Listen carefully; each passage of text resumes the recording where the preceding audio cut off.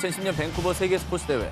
과연 우리나라 최초 피겨 종목 금메달이 탄생할지 김연아 선수의 일거수일투족에 관심이 집중됐습니다. 라이벌전이 있었잖아요. 아사다마 선수와 이 구도가 부각이 되면서 더 부담됐을 것 같아요. 자, 그런데 말입니다. 이때 또 주목받은 것이 있었으니 바로 김연아 선수의 경기 의상이었습니다. 아, 그렇죠. 이번 의상이 프로그램과도 너무 잘 어울리고 징크스도 있고 해서 결정했어요. 김연아 선수 인터뷰에 일부 사람들은 어차피 금메달은 연하지만 현명한 선택이라며 금메달을 확신했습니다. 의상 때문에 금메달을 확신했다. 뭐 이런 얘기인 건데. 그렇죠. 징크스가 있었나 봐요. 의상 관련. 사람들이 김연아 선수의 의상에 집중한 이유는요. 바로 이거였습니다. 역대 피겨 금메달 리스트들인데요. 세 선수 모두 블루 계열의 의상을 입고 있습니다. 알고 보니 피겨계에서는 올림픽 피겨 여자 싱글에서 파란색 의상을 입은 선수가 금메달을 딴다. 일명 블루 징크스가 있었던 것이죠. 이 징크스를 아는 분은 저 의상을 입고 나오는 순간 뭐 금메달을 확신하셨겠네요. 세계 스포츠 대회 피겨 여자 싱글 블루 징크스의 시작. 1998년 나가노 대회 당시 많은 사람들은 전미 선수권에서 우승한 미국의 음반 여왕 미셸 콴이 피겨 금메달을 차지할 것이라 예측을 했습니다. 하지만 금메달의 주인공은 미국의 타라 라핀스키. 그녀는 만 15세의 나이로 역대 최연소 동계 스포츠 대회 금메달 리스트라는 기록까지 세웠는데요. 그리고 이때 리핀스키는 파란색 의상을 입고 있었습니다. 그리고 4년 뒤인 2002년 솔트레이크 시티 대회 미셸 콴은 미국 홈그라운드 대회 이번 우승은 미셸 콴이라는 사람들의 기대를 안고 다시 한번 절치부심하고 출전했지만 금메달은 애초에 메달 후보도 아니었던 사라 휴즈에게 돌아가고 맙니다. 그런데 그녀 역시 경기 당시 연블루 계열의 의상을 입고 있었습니다. 아까 그분도 그렇고 이분도 그렇고 금메달 후보가 아니었는데 금메달을 딴 거네요. 아직 끝이 아니에요. 그래요? 이제 완전히 약간 법칙이 생길만 하네요. 줄줄이 그럼 그러고 있잖아요, 지금. 요번 걸 들으면 이거는 좀 무서울 거예요. 자, 다음 대회인 2006년 토리노 대회에서도 일본의 아라카와 시즈카가 파란색 의상을 입고 금메달을 획득. 어머. 그리고 아시다시피 또 4년 뒤 2010년 밴쿠버 대회에서는 김연아 선수가 파란색 의상을 입고 세계 최고 신기록을 경신하며 금메달을 획득했죠. 어머. 이처럼 4회 연속 파란색 의상을 입은 선수가 금메달리스트가 되면서 블루 징크스가 금메달 공식처럼 받아들여지고 있습니다. 이 정도면은 뭐 블루징크스는 거의 과학인데요. 근데 선수들 입장에서는 살얼음 판이잖아. 그렇죠. 그러니까 조금이라도 불안한 건 하고 싶지 않은 그런 마인드니까. 의상 선택도 무조건 블루로 갈 것 같아. 자, 그런데 말입니다. 세계 스포츠 대회 피겨에는 이거 하면 탈락, 금메달을 막는 징크스도 있습니다. 1998년 나가노 대회에서 리핀스키에게 금메달을 내주고 은메달에 만족해했던 미셸 콴. 2002년 솔트레이크 시티 대회에서는 블루 징크스를 의식했는지 사실 파란색 의상을 입고 경기에 출전했는데요. 하지만 이번에도 역시나 금메달을 놓쳤던 미셸 콴. 완전 파랑이죠. 사실 저때 미셸 칸은 그냥 무조건 딴다 그랬거든. 절대 강자였어. 뭐 이변은 없을 거다라고 다 예상을 했는데요. 근데 뭐가 잘못된 거지? 멋있는데? 실수 없었잖아 지금. 네. 왜 놓친 거예요? 뭘 잘했지? 이게 하나 알고 둘을 모르시는 겁니다. 미셸 콴이 멋진 연기에도 불구하고 금메달을 놓친 이유가 있습니다. 바로 금기된 곡, 라흐마니노프의 곡을 썼기 때문이에요. 이건 또 왜 금기된 곡이에요? 잘 라프마니노프 인지곡이 있다는 거 나 처음 들어봐. 세계 스포츠 대회 피겨 종목에는 라흐마니노프의 곡을 사용하면 올림픽 챔피언이 될 수 없다. 일명 라흐마니노프 징크스가 있습니다. 그런 게 있었어. 러시아의 천재 작곡자이자 20세기 최고의 피아니스트로 손꼽히는 라흐마니노프. 저 곡은 정말 명곡인데 이게 금지곡이었어요? 너무나도 피겨와도 잘 맞는 고급스러운 곡인데. 난 그럴 거라고 생각하는데 네. 오히려. 서정적이면서도 아름다운 라흐마니노프의 불후의 명곡이 세계 스포츠 대회 피겨계에서는 유독 불운의 명곡으로 불린다고 합니다. 음반의 여왕 미셸 콴은 2002년 솔트레이크 시티 대회뿐 아니라 1998년 나가노 대회에서도 라흐마니노프의 피아노 협주곡 3번을 선곡. 앞서 말씀드린 대로 두 차례 모두 금메달 획득에 실패했습니다. 사실 떼어놓은 당상이랬던 대회인데 네. 야, 이 정도면 대박 징크스인데. 파란색 입었잖아. 해보겠다는 얘기거든요. 근데 이 곡을 생각을 못했던 거예요. 그러면 미셸 칸 때문에 요 징크스가 생긴 거예요? 아닙니다. 그 이전부터 존재했는데 미셸 칸이 이걸 놓쳤던 겁니다. 1992년 알베르빌 대회. 당시 강력한 금메달 후보로 전 세계가 주목하며 일본 최초 피겨 금메달을 노리던 이토 미도리. 라마니노프의 손일에 맞춰 연기를 펼치던 그녀는 트리플 악셀의 실패, 엉덩방아를 찍고 말았습니다. 결국 금메달이 아닌 은메달에 만족해야 했죠. 야, 엉덩방아를 찍었는데도 은메달이면 진짜 잘했나 보다. 그렇죠. 그러니까 그 진짜 실수만 잘했나 아니었다면 라흐마니노프의 곡에 뭐가 있나? 이것뿐이었으면 그냥 웃어 넘기려고 그랬는데 이뿐이 아닙니다. 일본의 아사다 마오 역시 2010년 밴쿠버 대회, 2014년 소치 대회에서 두 번 모두 라흐마니노프의 곡을 선곡했지만 결과는 모두 아시다시피 금메달 획득엔 실패한 바 있습니다. 궁금해요. 라흐마니노프 곡이 이렇게 금메달을 놓치게 하는 이유 뭐 있습니까? 광민정 피겨 해설위원은요. 아무래도 이렇게 클래식이잖아요. 그래서 엄청 밝은 곡도 아니고 뭐 재밌는 곡도 아니고 이게 되게 곡이 너무 좋은데 말을 안 하고 저희는 몸으로 표현해야 되잖아요. 그러기가 쉽지는 않은 곡이지 않나 생각이 들긴 하던데요. 네. 저게 좀 더 과학적인 설명이네요. 그죠? 또 해본 선수가 저렇게 말하니까 또 되게 신뢰가 가네요. 미국의 역대 대통령들 사이에는 여러분들이 모르는 징크스가 하나 있습니다.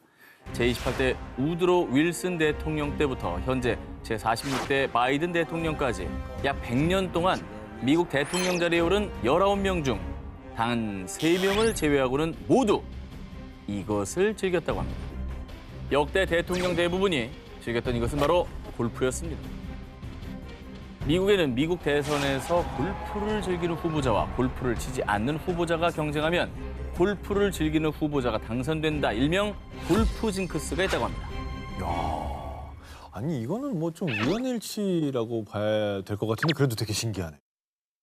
먼저 1908년 미 대선에서 민주당의 윌리엄 제닝스 브라이언을 제치고 제27대 대통령으로 당선된 윌리엄 하워드 태프트. 그는 거구의 체형에도 불구하고 스포츠 중에서는 유일하게 골프를 즐겼다고 합니다. 2008년 미 대선에서 공화당의 존 맥케인을 제치고 당선된 버락 오바마. Yes, we did. Yes, we can. 2012년에는 공화당의 미트 롬니를 제치고 재선에도 성공했는데요. 오바마는 8년의 재임 동안 바쁜 일정을 소화하는 와중에도 골프는 4시간의 자유라며 틈만 나면 필드를 찾아서 무려 306차례 골프를 즐겼다고 합니다. 그리고 2016년 미 대선에서 맞붙은 힐러리와 트럼프. 한때 힐러리는 선거 전 여론조사에서 트럼프를 앞지르며 미국 최초의 여성 대통령이 될지 주목받았는데요. 그런데 골프는 좋은 산책을 망치는 운동이란 말에 공감해요. 반면 트럼프는 지독한 골프 광으로 유명했죠. 선거 결과는 아시다시피 트럼프의 승. 미 대통령 골프 징크스가 딱 들어맞는 순간입니다. 그리고 트럼프는 취임 직후 1년 동안 무려 70회에 달하는 라운드를 돌며 변함없는 골프 사랑을 보여줬죠. 1년에 70회면 일 안 하는 건데요. 너무 많이 골프를 치면서도 정사를 논할 수도 있고. 물론 그렇긴 그래요? 하지만 미국에서 대선 나가는 사람들은 일부러라도 골프를 좋아하고 싶겠어요. 저 정도면. 자, 이번 특종의 주인공입니다. 어마무시한 징크스를 몰고 오는 대통령을 소개해드립니다. 일명 독재자의 최후를 알리는 저승사자라 불리는 그의 정체. 바로 미국의 제39대 대통령이자 2002년 노벨 평화상이 빛나는 지미 카터 전 대통령입니다. 근데 이 사람이 왜 독재자 저승사자죠? 지미 카터 전 대통령이 독재자의 저승사자라 불리는 이유. 그와 만났던 독재자들은 대부분 얼마 뒤 사망, 비참한 최후를 맞았기 때문이죠. 자, 무시무시한 전설. 아니, 이 징크스의 시작은 1970년대로 거슬러 올라갑니다. 파나마 공화국에서 13년 동안 장기 집권했던 오마르 토리호스 대통령. 그는 파나마 운하 협정을 타결하기 위해 1977년 당시 미국 대통령이었던 지미 카터를 만났습니다. 그런데 그 후 의문의 비행기 폭발 사고로 사망. 갑작스럽게 토리호스의 13년 장기 집권은 끝나게 됩니다. 아, 요거 하나면 그냥 우연의 일치죠. 뭐 일단 시작이니까 더 들어볼게요. 1970년부터 11년 동안 이집트를 통치했던 독재자 안와르 사다트. 사다트는 중동 평화 협상을 위해서 1978년 지미 카터와 만난 뒤 과격파의 충격으로 사망. 어머. 그리고 무려 18년간 독재 정치를 펼친 소련의 서기장 레오니트 브레즈네프는요. 전략 무기 협상을 타결하기 위해 1979년 지미 카터와 회담을 가진 이후 급성 심장 발작으로 사망. 어유 이거 이제 좀 징크스 같은데요? 좀 무서워지죠? 네네. 겁난다. 그런데 말입니다. 지미 카터는 퇴임한 지 13년 만인 1994년 6월 평화 비핵화 관련 논의를 나누기 위해서 미국 특사 자격으로 한 나라를 방문했죠. 우리나라 저 위쪽 아닙니까? 저 북쪽. 자, 그렇습니다. 당시 평양에서 김일성 전 국방위원장을 만난 지미 카터. 어머, 만났네. 그런데 회담이 끝나고 불과 20일 뒤 김일성 전 국방위원장은 심근경색으로 사망하게 됩니다. 아니 진짜 와 이건 뭐야? 저 사람 정말 무서운 사람이네.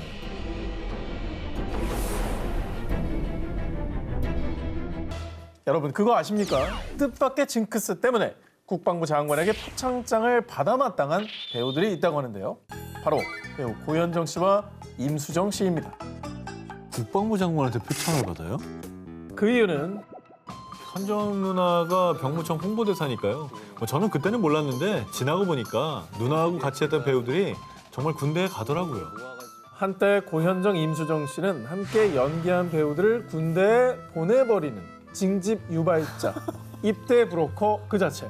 군입대 징크스 보유자들이었습니다. 자, 먼저 연예계 병무청 홍보대사를 자처한 고현정 씨의 활약을 살펴보겠습니다. 그녀로부터 처음 영장을 발부받은 배우, 여심을 사로잡은 배우 조인성 씨입니다. 고현정 씨의 복귀작이었던 봄날에 함께 출연하며 화제 연발, 차기 드라마에 대한 기대감도 증폭시켰는데요. 하지만 봄날이 입대 전 마지막 드라마로 조인성 씨는 2009년 공군에 입대합니다. 마지막 드라마라고는 해도 군 입대까지 공백이 꽤 있지 않습니까? 네. 이 징크스라고 하기에는 그냥 뭐 떼대서 간 거 아닙니까? 아, 과연 그럴까요? 예. 자, 고현정 씨의 본격적인 영장 발부 지금부터 시작입니다. 2006년 M본부 드라마 여우야 뭐하니에서 고현정 씨와 연상연하 커플로 출연해 안방극장을 설레게 했던 천정명 씨. 오! 로코 킹으로 제대로 자리매김 하나 했더니 이 드라마를 끝으로 2008년 육군 입대 소식을 알리며 나라의 충성.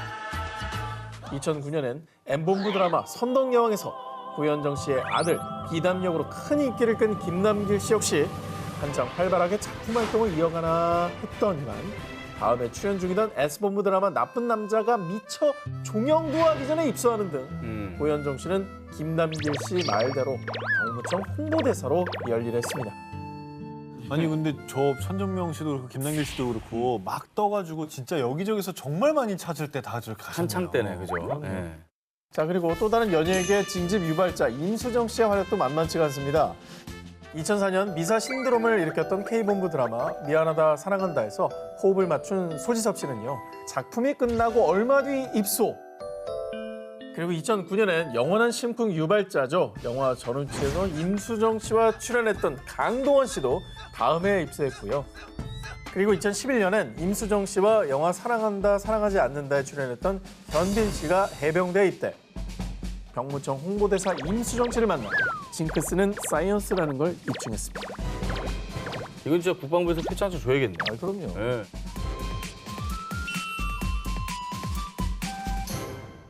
(2011년 12월) 산림청 강릉 산림항공관리소를 방문한 최문순 강원도지사는요.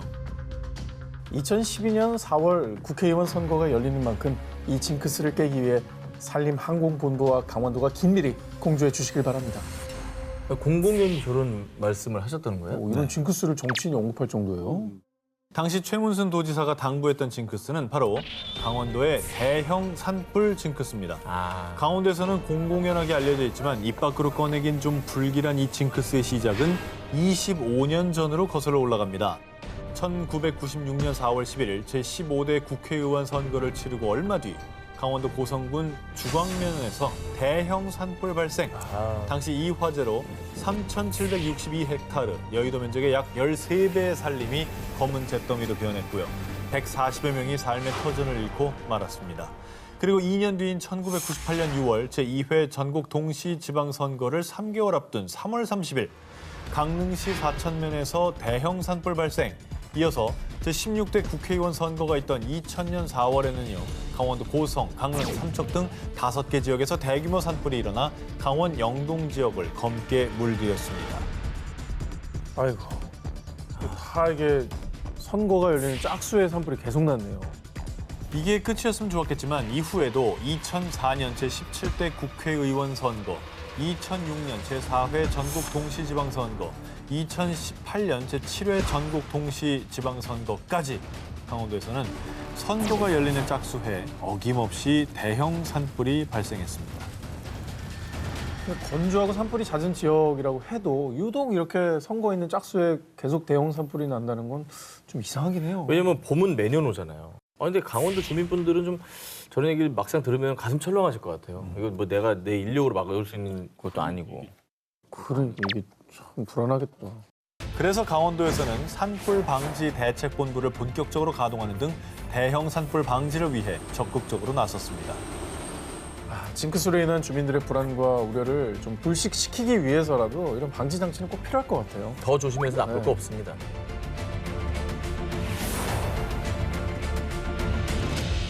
클래식 음악계엔 약 200년 전부터 전해져 오는 숫자와 관련된 불가사의한 징크스가 있는데요. 넘버 9, 9번 교향곡 징크스입니다. 12음 기법을 정립한 오스트리아 작곡가 아르놀트 쉔베르크는 9번 교향곡 징크스를 두고 이렇게 설명했습니다. 9번째 교향곡을 작곡했다는 것은 곧 죽음과 무척이나 가까워졌다는 뜻입니다.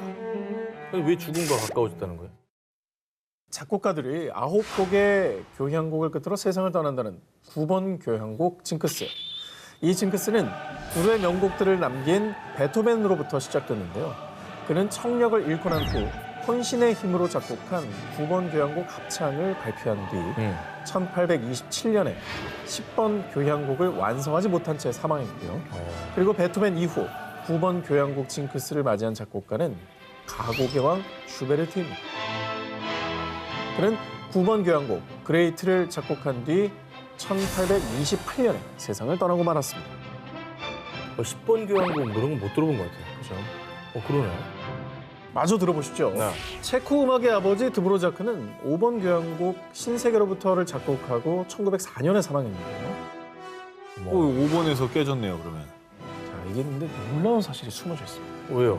그런데 몰래 또 했나? 사실 신세계로부터는 그가 사망을 당시만 해도 5번 교향곡이었습니다만 드보로작의 사망 이후 신세계로부터보다 앞서 작곡한 4곡의 미발표 교향곡이 발견됐습니다. 무서워. 즉 이건 5번 교향곡이 아닌 9번 교향곡으로 정정이 되며 9번 교향곡 징크스가 또 한 번 맞아 떨어지고 만 겁니다.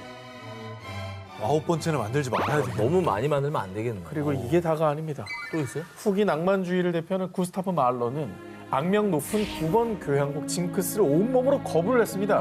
그는 징크스를 피하기 위해서 9번 숫자 대신 대지의 노래라는 이름을 붙였습니다.